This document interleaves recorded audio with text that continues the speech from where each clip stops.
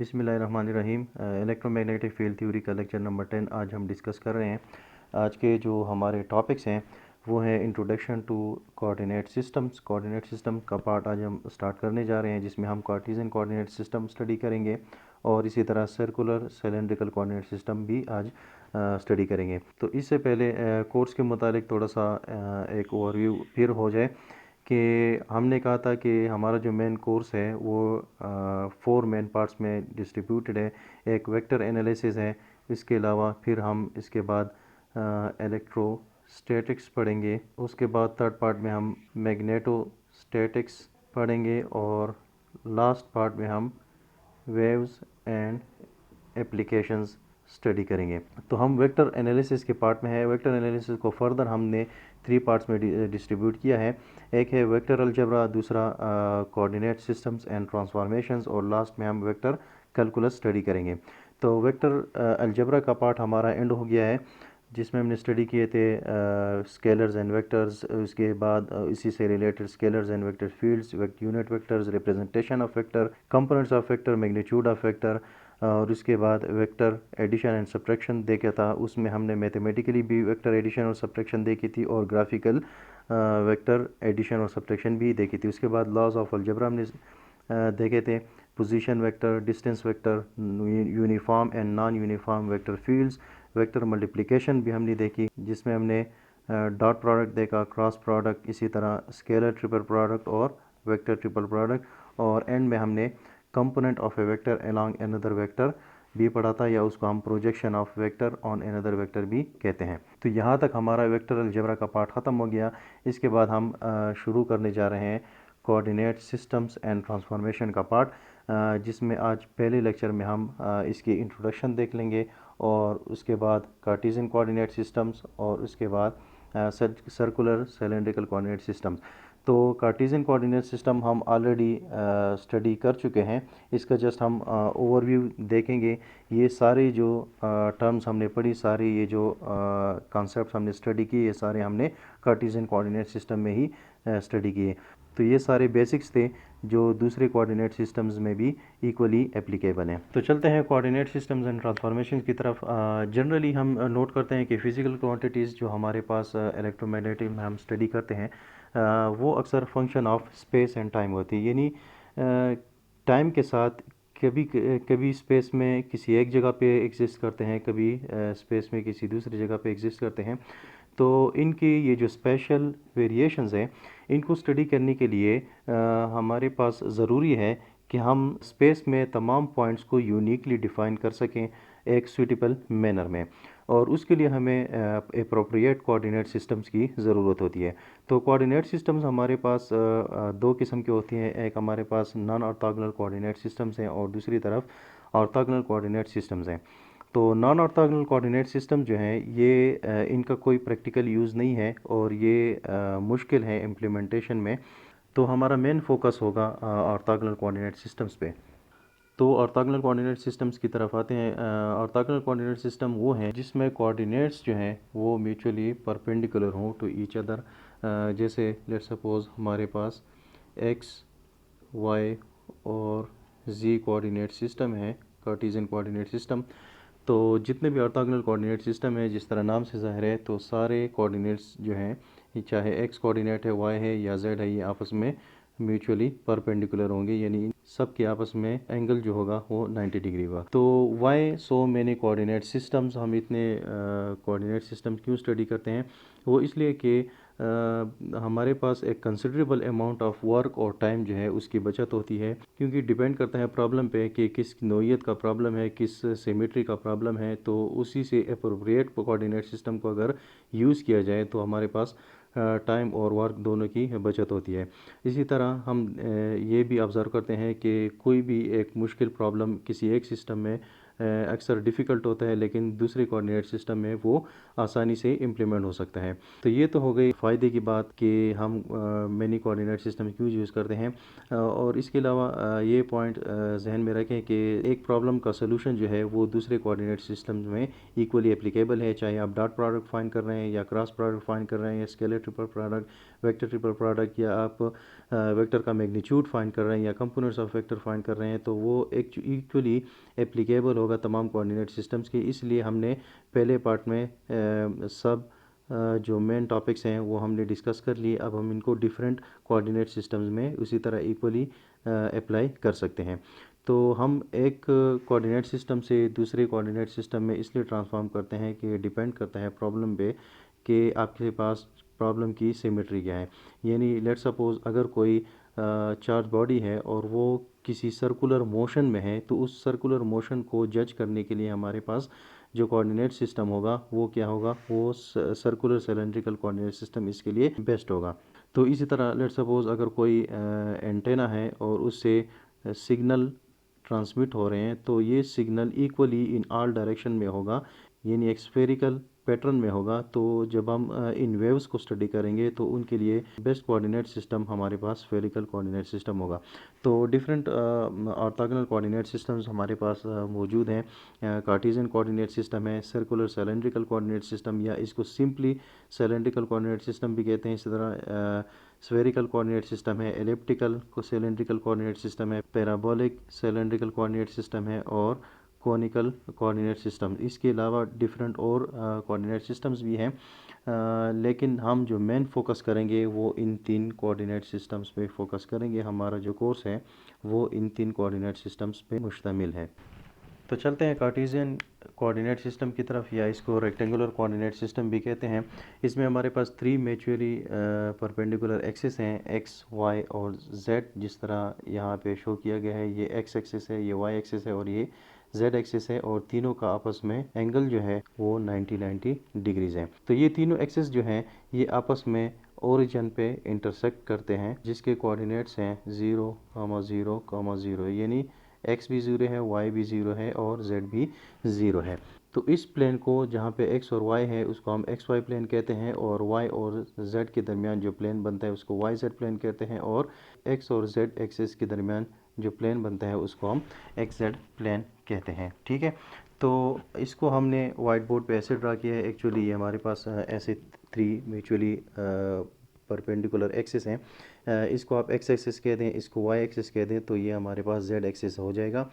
ये तीनों आपस में परपेंडिकुलर है, ये एंगल भी 90 बनता है, ये एंगल भी 90 है और ये एंगल भी 90 डिग्री है। तो प्लेन्स को हम कैसे ड्रा कर सकते हैं? लेट्स सपोज अगर इसको हम ऐसे ड्रा करें कि ये एक्स एक्सिस है और ये वाई एक्सिस है, तो ये हमारे पास एक्स वाई प्लेन हो जाएगा। तो ये हमारे पास वाई एक्सिस है और ये जेड, तो ये जो प्लेन है यहाँ पे जो पॉइंट लाई करेगा हम कहेंगे कि ये वाई जेड प्लेन में पॉइंट लाई कर रहा है, और यहाँ पे ये जेड एक्सिस है और ये एक्स एक्सिस है, तो ये प्लेन जो है ये क्या कहलाएगा, ये एक्स जेड प्लेन कहलाएगा। तो कोई भी वेक्टर है उसको हम रिप्रेजेंट करना चाहें रेक्टेंगुलर कोऑर्डिनेट सिस्टम में, तो हम इनको ऐसे रिप्रेजेंट कर सकते हैं कि लेट्स सपोज ये एक वेक्टर है और इसको हम रिप्रेजेंट करना चाह रहे हैं। तो हम क्या कर सकते हैं कि इसके टिप से क्या करेंगे, एक परपेंडिकुलर ड्रा करेंगे, तो ये यहाँ पे एक पॉइंट आ जाएगा। तो ये पॉइंट हमें बता रहा है कि ये एक्स एक्सिस पे कितना है और इसी तरह ये वाई एक्सिस पे कितना है। तो ये हमारे पास हो गया एक्स कामा वाई, और अब देखेंगे कि इसकी हाइट क्या है जेड एक्सिस पे। तो हम जेड एक्सिस पे एक परपेंडिकुलर ड्रा कर लेंगे, तो यहाँ से हमें जेड के कोऑर्डिनेट भी मिल जाएंगे। तो हम यहाँ पे इस पॉइंट को कम्प्लीटली रिप्रेजेंट कैसे करेंगे, P of X Y and Z से। यहाँ पे रेंज ऑफ वेरिएबल्स आ जाते हैं। तो ये लेट्स सपोज यहाँ पे हमने इसको वाई एक्सिस कहा है, इसको एक्स एक्सिस और इसको जेड एक्सिस कहा है।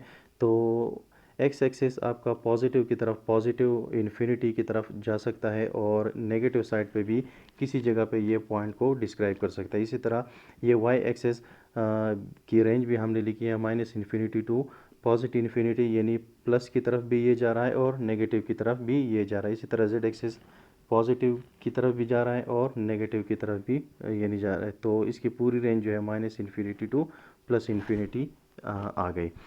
इसी तरह वेक्टर रिप्रेजेंटेशन हम डिस्कस कर चुके हैं, मैग्नीट्यूड ऑफ वेक्टर भी डिस्कस कर चुके हैं। यूनिट वेक्टर जिसके अलॉन्ग एक्स एक्सिस ए एक्स हो जाएंगे, अलॉन्ग वाई एक्सिस ए वाई, और एलॉन्ग जेड एक्सिस हमारे पास ए जेड आ गया।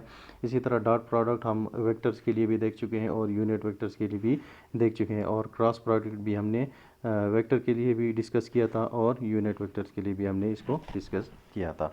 तो अब चलते हैं सर्कुलर सिलेंड्रिकल कोऑर्डिनेट सिस्टम की तरफ, जिसके वेरिएबल्स हैं रो, फाई और जेड। इसको हम यहाँ पे अभी डिस्कस करेंगे। तो सर्कुलर सिलेंड्रिकल कोऑर्डिनेट सिस्टम हमारे पास तब कन्वीनियंट होता है जब हमारे पास प्रॉब्लम की सिमेट्री सिलेंड्रिकल या सर्कुलर हो। जैसे सर्कुलर की एग्जांपल में आप ले सकते हैं कि motion of electron around nucleus है, और सिलेंड्रिकल में आप कह सकते हैं कि जिस तरह एयर ट्विस्टर होता है, ये जो हवा चलती है एक चक्कर की शक्ल में, आपने कभी नोट किया होगा, तो उसकी सिमेट्री आपके पास होती है सिलेंड्रिकल।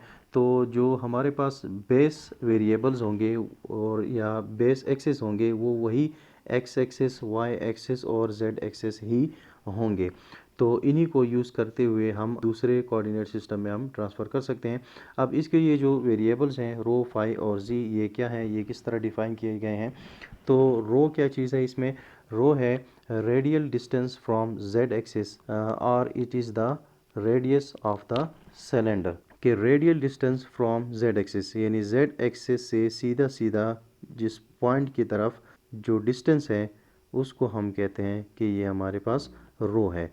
और फाई क्या चीज़ है, इसको कहते हैं एजिमुथल एंगल, और ये एंगल कौन सा एंगल है, angle between positive X axis and projection of rho in X Y plane. यानी इस रो का एक्स वाई प्लेन में जो प्रोजेक्शन बनता है, यानी अगर इसके ऊपर यहाँ पे आप लाइट बल्ब लगाएं और इस वेक्टर का प्रोजेक्शन बने एक्स वाई प्लेन में, ये हमारे पास एक्स वाई प्लेन है, ठीक है। तो इस प्रोजेक्शन का, इस रो के प्रोजेक्शन का जो एंगल बनता है पॉजिटिव एक्स एक्सिस के साथ, उसको हम कहते हैं फाई। ये एंगल हम हमेशा एक्स एक्सिस के साथ, पॉजिटिव एक्स एक्सिस के साथ ही लेंगे, नेगेटिव एक्स एक्सिस के साथ नहीं लेंगे, यानी हमेशा ये क्लॉकवाइज डायरेक्शन में ही हम लेंगे। और z हमारे पास क्या है, same as that in Cartesian coordinate system. तो z इसका वही कार्टेशियन कोऑर्डिनेट सिस्टम का z ही होगा। तो अगर इसको हम इन म्यूचुअल परपेंडिकुलर एक्सिस में हम देखें, तो हमारे पास लेट्स सपोज पेन का जो टिप है, ये हमारे पास ये पॉइंट है रो, फाई और जी। तो रो क्या चीज़ होगा, जेड एक्सिस से डायरेक्ट डिस्टेंस इस पेन के टिप तक जो डिस्टेंस है ये हमारे पास होगा रो, और इसी रो का जो प्रोजेक्शन बनेगा एक्स वाई प्लेन में, लेट्स सपोज यहाँ पे बन रहा है, ठीक है। तो ये क्या है, प्रोजेक्शन ऑफ रो है, और इस रो का एक्स एक्सिस के साथ जो एंगल बन रहा है वो फाई है, और जेड इसका अपना जेड ही है। तो अब इसके बाकी प्रॉपर्टीज़ देखते हैं। जिस तरह कार्टेशियन कोऑर्डिनेट सिस्टम की हमने देखी, तो रेंज ऑफ वेरिएबल्स हमने एक्स वाई जी की देखी थी कार्टेशियन कोऑर्डिनेट सिस्टम में। यहाँ पे हमारे पास वेरिएबल हैं रो, फाई और जी। तो रो की जो रेंज है वो 0 से लेकर इन्फिनिटी तक है, यानी रो हमारे पास एक्चुअली सिलेंडर का रेडियस होता है, ठीक है। तो रेडियस कभी नेगेटिव में नहीं हो सकता, तो ये 0 से लेकर जितना भी इसको इंक्रीज़ करते जाएं तो सिलेंडर का रेडियस इंक्रीज़ होता जाएगा, ठीक है। और इसके बाद फाई का नंबर आता है, तो फाई की रेंज जो है वो 0 से 2 पाई तक है, यानी 0 से 360 डिग्री। तो जैसे आप सबको पता है कि सर्कल में मैक्सिमम एंगल्स जो हैं वो 360 ही होते हैं। तो फाई की जो रेंज है वो एक्स एक्सिस के साथ यहाँ पे एंगल जो होगा वो 0 होगा, और ये इंक्रीज़ होते होते पूरा सर्कल जो है वो 360 डिग्री बना सकता है। और z एक्सिस की रेंज हमने पहले भी पढ़ी थी कि z एक्सिस पॉजिटिव में भी इन्फिनिटी की तरफ जा सकता है और नेगेटिव की साइड पे भी माइनस इन्फिनिटी की तरफ जा सकता है। इसी तरह point in space rho, phi and Z से रिप्रेजेंट होगा। जिस तरह कार्टेशियन कोऑर्डिनेट सिस्टम में देखा, वेक्टर की representation A rho with unit vector A rho, A phi with unit vector A phi plus A Z with unit vector A Z. तो इसी तरह भी रिप्रेजेंटेशन हो सकती है। मैग्नीट्यूड ऑफ वेक्टर उसी तरह फाइंड होगा, तीनों कंपोनेंट्स का स्क्वायर लेंगे और उसका उनको सम करेंगे और अंडर रूट लेंगे। अब यूनिट वेक्टर्स की बारी आती है कि यूनिट वेक्टर्स यहाँ पे कैसे होंगे। अब लेट सपोज यहाँ पे ये जो पॉइंट बताया गया है फी ऑफ रो, फाई एंड जी, तो ये जो रो है इसकी डायरेक्शन क्या होगी, ये रो की डायरेक्शन पॉजिटिव रो की डायरेक्शन में होगा, जेड एक्सिस से ये इंक्रीज हो रहा है। तो ये हमारे पास रो यूनिट वेक्टर है, ए रो, जो रो की डायरेक्शन में होगा। और फाई जो है, फाई चूँकि इसी डायरेक्शन में क्लॉकवाइज है, तो ये जो सिलेंडर की सरफेस है इसके टेंजेंट होगा, ये हमारे पास हो जाएगा ए फाई। और ए जेड जो होगा वो जेड एक्सिस की डायरेक्शन में होगा। तो अगेन ये तीनों म्यूचुअली आपस में परपेंडिकुलर होंगे, इसको हम कह देते हैं ए जेड। इसी तरह डॉट प्रोडक्ट और क्रॉस प्रोडक्ट है वेक्टर्स के लिए और यूनिट वेक्टर्स के लिए उसी तरह सेम होगा जिस तरह कार्टेशियन कोऑर्डिनेट सिस्टम में था।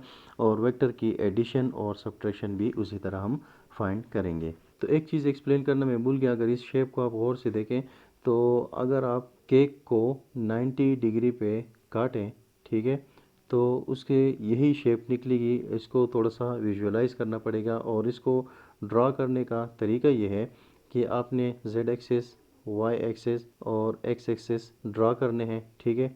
यहाँ से एक सर्कल हाफ बनाएं वाई एक्स एक्सिस से वाई एक्सिस तक। इसके बाद जेड एक्सिस के पैरेलल लाइन ड्रा करें, ठीक है, वाई एक्सिस के पैरेलल लाइन यहाँ तक ड्रा करें। इसके बाद एक्स एक्सिस के पैरेलल लाइन यहाँ तक ड्रा करें। इसके बाद जेड एक्सिस के पैरेलल ये वाली लाइन आ जाएगी। तो ये आपके पास कंप्लीट हो गया। अब इस पॉइंट से इस पॉइंट तक ऐसे ही सर्कल ड्रा करें जिस तरह यहाँ पे आपने ड्रा किया हुआ है। तो ये आपके पास ये सिलेंडर आ जाएगा, जिसको आप एज्यूम कर लें कि आपने केक की तरह इसको 90 एंगल पे इसको काट दिया है।